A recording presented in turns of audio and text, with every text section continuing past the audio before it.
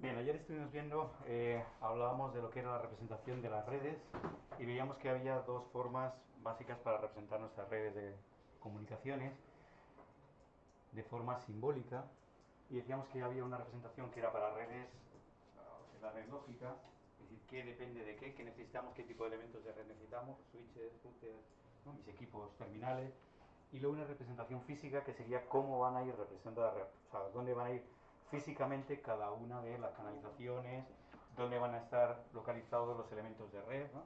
Dónde va a estar mi sala de telecomunicaciones, etcétera. ¿Vale?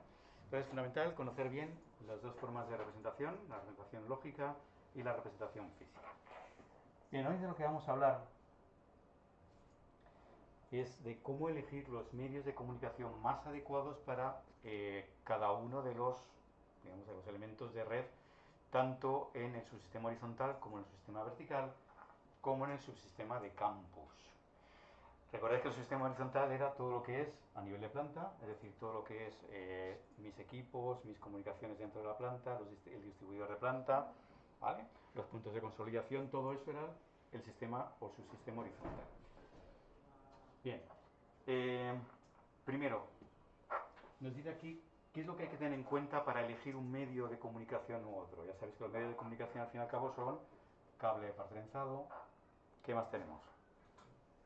Fibra óptica, coaxial, es decir, ¿qué merece la pena poner dentro, por ejemplo, de una planta o dentro de lo que es el backbone? ¿Qué es preferible? Bien, pues digamos que depende de tres factores. Uno es, como dice aquí, cuánta velocidad quiero tener o qué ancho de banda necesito en esa comunicación. Si yo necesito, por ejemplo, mucho ancho de banda porque necesito transferir ficheros que son muy grandes, pues a lo mejor me tengo que ir a la fibra óptica. A lo mejor tengo que ir a la fibra óptica. Vale, entonces, primer factor es la velocidad que necesito o el ancho de banda que necesito para mi red. Segundo factor importante es cuánta distancia tengo que cubrir. Si son 50 metros o 100 metros como mucho, o ya me voy a distancias más largas.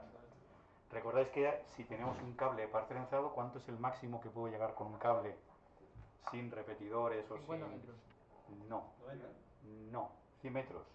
¿Vale? 100 metros tenía en cuenta que teníamos como mucho 5 entre mi equipo y la toma de telecomunicaciones, otros 5 en lo que era dentro del TR, ¿no? Desde donde entra al TR hasta donde esté el rack, y luego 90 metros efectivamente desde donde está la roseta hasta donde entra el TR. ¿Vale? En total 100 metros como mucho. Entonces, si yo me quiero ir más allá de los 100 metros, ya no puedo hacerlo con cable de par trenzado. Necesito otras soluciones. ¿Vale? Entonces, primera opción, o primera razón para utilizar un medio u otro es la velocidad por el ancho de banda. Segunda, la distancia que necesito cubrir. Y tercero, el dinero que esté dispuesto a gastarme. ¿Vale? El presupuesto que yo tenga. Si tengo presupuesto ilimitado, pues pongo fibra óptica en todas partes, y, ¿no? Pero evidentemente la fibra es más cara que el cable de par trenzado. Bien, pues lo que nos recomiendan los estándares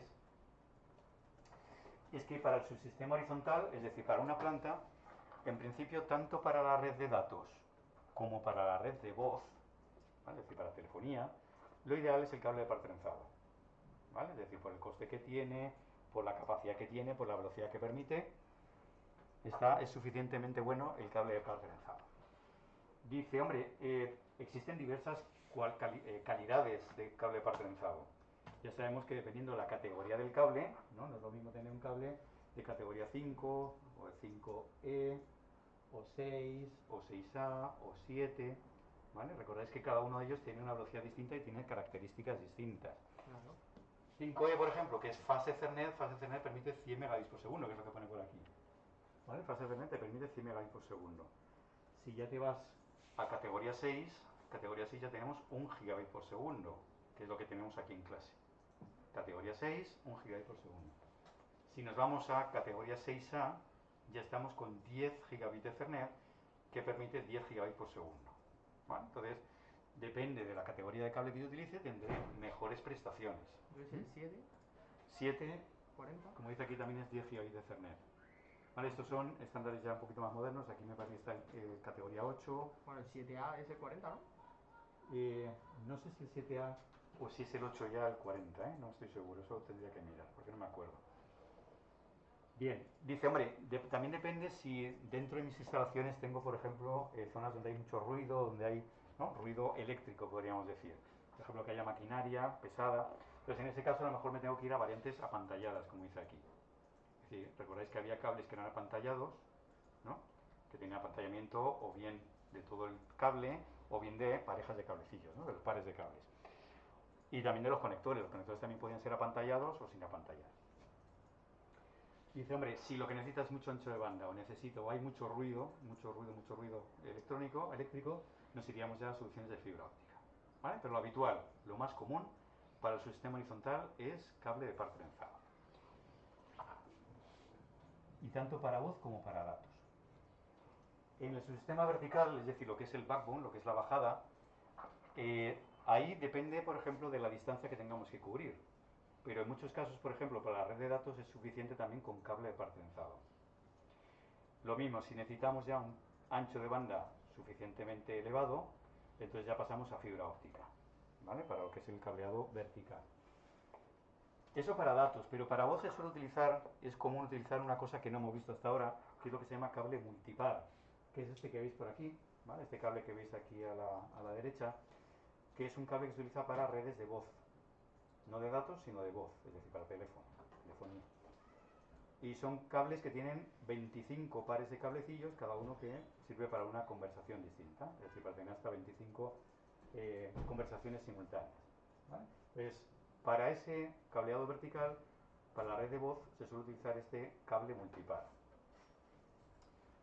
Vale, que nos dice por aquí, cable que suele ser de 25 pares para el sistema de voz y o bien par trenzado o fibra óptica, si ya lo que necesito es mucho ancho de banda, ¿vale? Porque estamos ahí, es la confluencia de todos los ramales de cada una de las plantas. Entonces, en este caso, nos iríamos ya a fibra óptica. Por último, para su sistema de campus, dice su sistema de campus, siempre nos vamos a ir a la fibra óptica. ¿Vale? Siempre fibra óptica, primero porque las inclemencias del tiempo, posible ruido, posibles interferencias y tal, distancias que hay que cubrir, nos vamos a la fibra óptica siempre. ¿Vale? Vale, pues básicamente es lo que quería contaros. ¿Alguna duda sobre todo esto? Fácil, ¿verdad?